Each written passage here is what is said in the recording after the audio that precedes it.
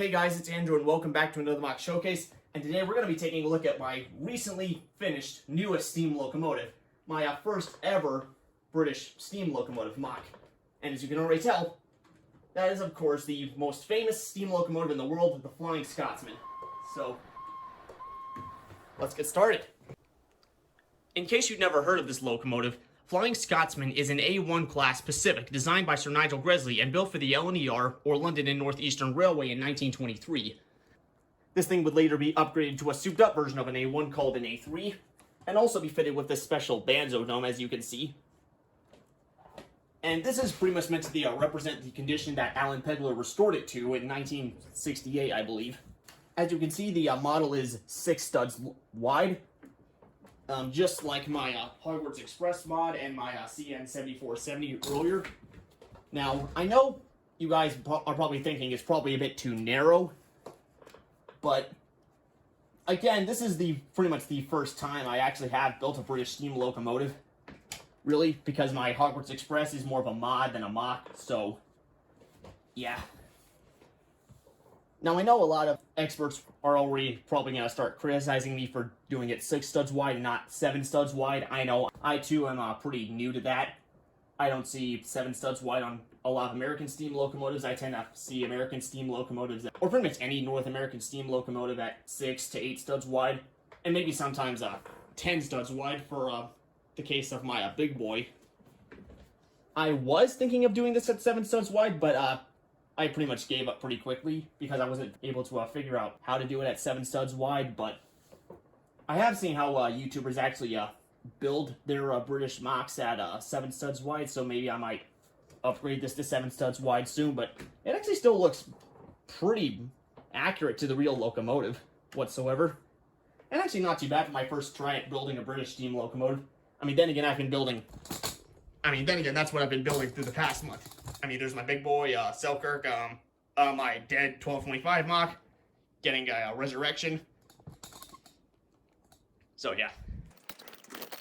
The wheels on the leading truck and also the trailing truck are courtesy of Big Ben Bricks, which hopefully, if I remember, I will put a link in the description to, where you can get train wheels of colors Lego doesn't offer them in, as well as train wheels in any sorts of sizes. The driving wheels are not courtesy of Big Ben Bricks. I mean, those are XXL driving wheels. Big Ben Bricks does offer them, but not in green, sadly. Yeah, for some reason, pretty much, I mean, large driving wheels or medium driving wheels, they will offer them in 8 colors. I mean 9 colors, including green, but their XL and XXL driving wheels are sadly not offered in green, so I had to go to another store to do that, to pull this off. Said store being Shapeways. Where, granted, however, though, I could get them for like 11 to 12 bucks a piece, so yeah, that's pretty freaking expensive. I mean, Big Ben Bricks, usually you can get these XL driving wheels for 3 bucks a piece whatsoever. And not to mention, I did suffer a bit of teething troubles with the wheels when trying to fit them. Like, say for example, I had to cut the axles a bit because they wouldn't fit on properly, but I mean, it's only just a bit of a fluke whatsoever. I mean, these are 3D printed and may not come out perfectly, and they possibly don't match the build wise, but it actually still works pretty fine. Naturally, I had to go for green wheels because naturally I wanted to build the locomotive in its most iconic form, said form being apple green as LNER 4472, because that's the locomotive's most iconic appearance, mind you. So building an apple green Scotsman with or really an apple green Gresley locomotive with black wheels would just not look right.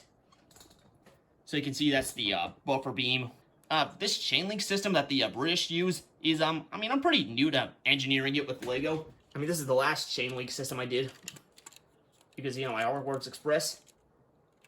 But yeah, for my Scotsman, I just went something simple like that I'd seen on the internet with another steam locomotive with chain link. Alright, this model also features a brick-built livery, as you can see with the running board wise. Granted, it's not fully brick-built. I could always just fix it with some trim line tape. So the boiler is pretty much similar build to my big boy locomotive, if you've seen that. Albeit with some differences, of course. Naturally at the top, or pretty much on each side, it's only 4 studs wide compared to my big boy boiler being 6 studs wide on each side whatsoever. But also, unlike my big boy, where the boiler is made out of Technic parts whatsoever, this one just uses some brackets, like you possibly might have seen in the intro. The nameplate right here. Pulling off the firebox was actually pretty tricky to do because of how it's shaped, so it actually took a while for me to pretty much engineer the firebox. And also pulling off this slope area was all of the running board was also a bit tricky as well. It's probably not the prettiest, but at least it works pretty okay for me without having to pull off any complicated technique whatsoever. Alright, this model also features the whistles as well, and also cab detail. Okay, it's probably not the best cab detail, but at least I got a bit of cab detail. I mean, you can see the throttle, and that's the lever to open the firebox and stuff, and some speed gauges and stuff. Oh yeah, and for any new to British steam locomotives, who happen to be American like me, unlike in America where the throttle happens to be mounted on the right side of the cab, the British tend to do it on the left-hand side of the cab. I mean, the Chinese also do it, I believe. The locomotive also comes complete with a special corridor tender, which, in case you have never heard of that, it is actually, as you can probably see, I've actually built in some detail. There's actually a corridor cut into the side of the interior of the tender that allows a fresh crew to walk from the first passenger car through the tender and into the cab of the locomotive to take over for the crew that was already there, because then they could do crew changes on the move.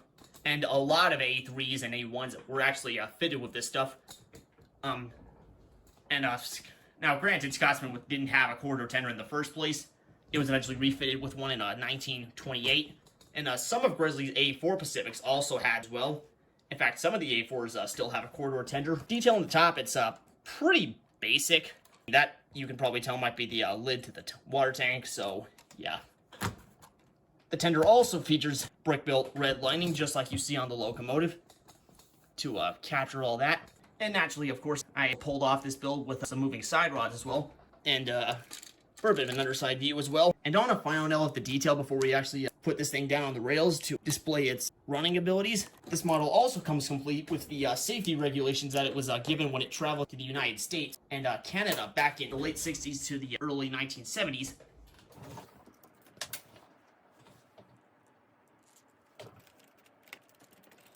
Oh yeah, so similar build to the American Safety Reg cowcatcher that I also made for my Hogwarts Express a few years ago.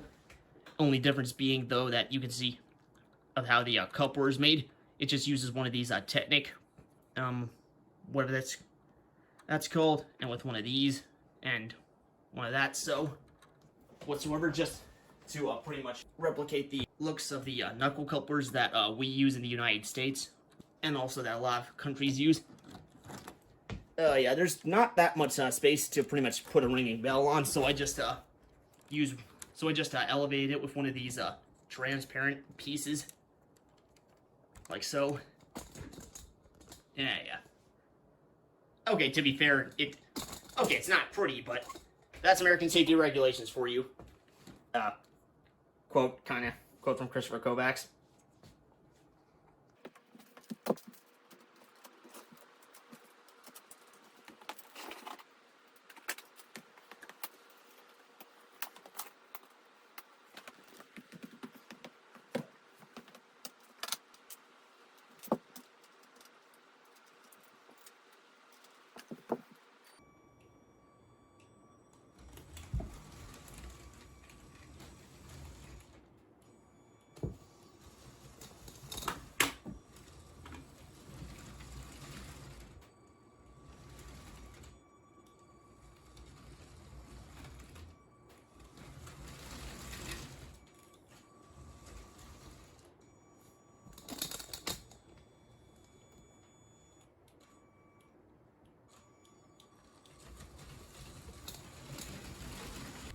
Wheels do jam up occasionally, but it's not too bad whatsoever.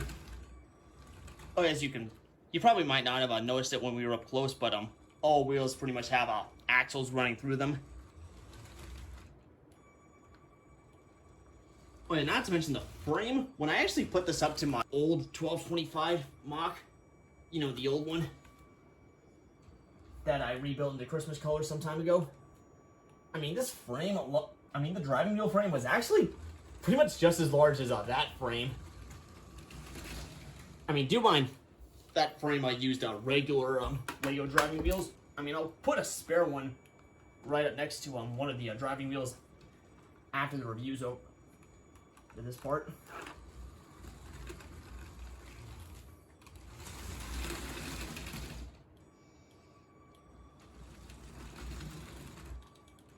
Yeah, bulky can be a bit troublesome on curves sometimes. And I have some trouble touching the rails properly if it's not adjusted properly, but it's not too bad. Either way, still a pretty smooth runner. I mean, when being pushed, I'm not pretty known for motorizing my locomotives.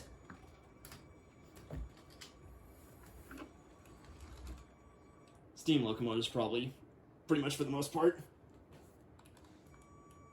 If I make a diesel or electric, maybe I might consider motorizing it.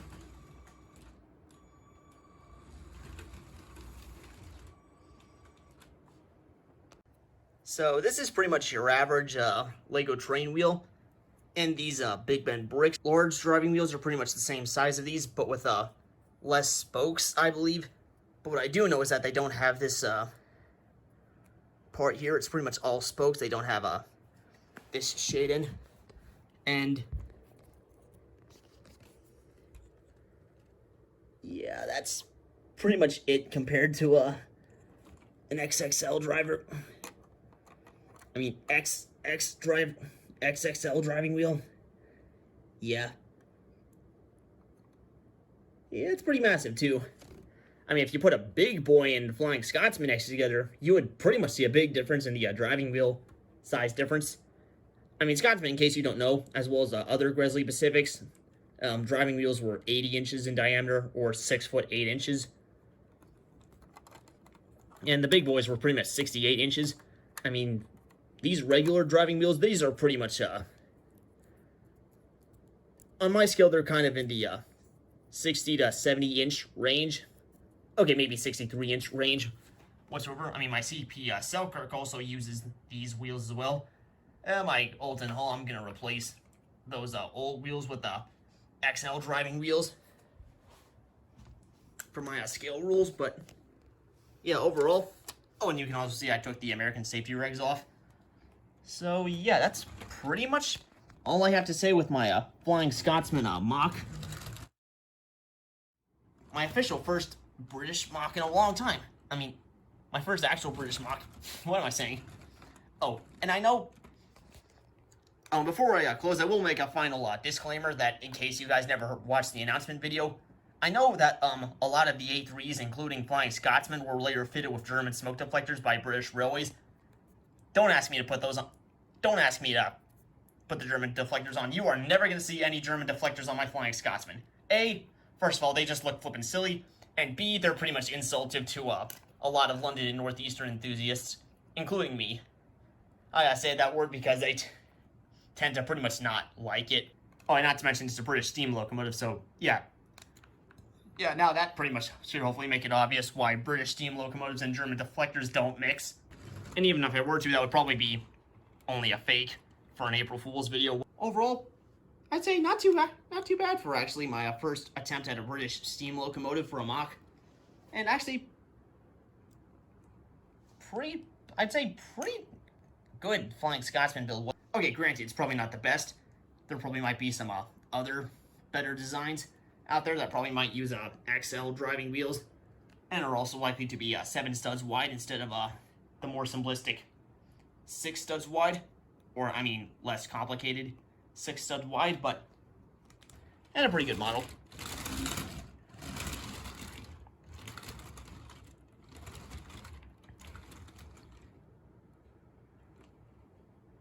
Either way, guys, I hope you enjoyed that video. If you did, definitely press that like button and subscribe to this channel. And if you're already subscribed, don't forget to turn on the notification bell so that way you won't miss any future uploads like this, including this one as well. Before I also close out, feel free to check out my second channel in the description below, with a link in the description to it below, where I do a lot of random stuff I wouldn't do on this channel, and also a few other stuff like copyright tests and probably some extra exclusive content. And speaking of content, I have also Feel free to also check out my new Patreon page in the description below, where you can actually check out and also get sneak peeks to any future LEGO builds as well. And even see the designs as well. But either way, you guys, I'll leave that to you to check out in the description below. Hopefully you enjoyed, and I'll see you guys in the next video. Thanks for watching.